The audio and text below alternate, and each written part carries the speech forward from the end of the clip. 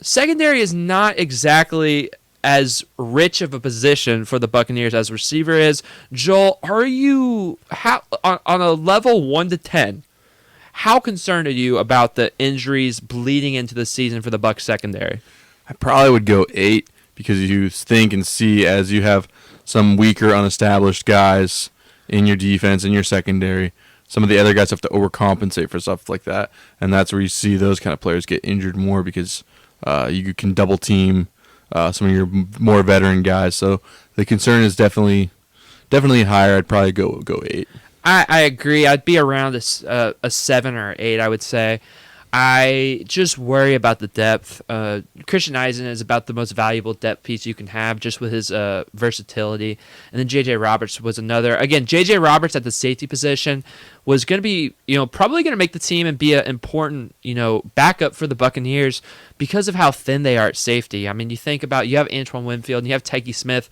Those are your established starters. Then after that, it gets really, really thin. You have Kayvon Merriweather. You have now Shiloh Sanders. And it just really, really gets thin.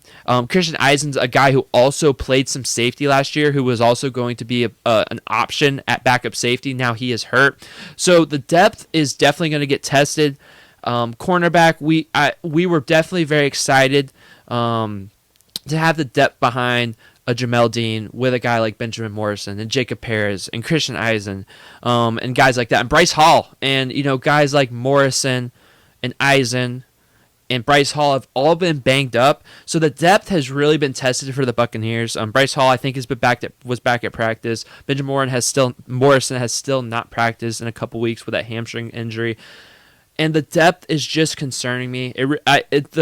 Again, they have a little bit more leeway in the secondary this year than they did last year, but not a lot more. So the depth is definitely concerning me, and I worry that we're kind of faltering depth-wise in the secondary this early on in the season. Yeah, it'd be a shame to kind of get into the regular season start and be as weak on depth as we have been in the past. It's like, whoa, that was a good preseason. And not only a shame to start the regular season shorthanded, just in general, but week 1 is at the Falcons. That is a very, very crucial game. We know how the Falcons games went for us last year.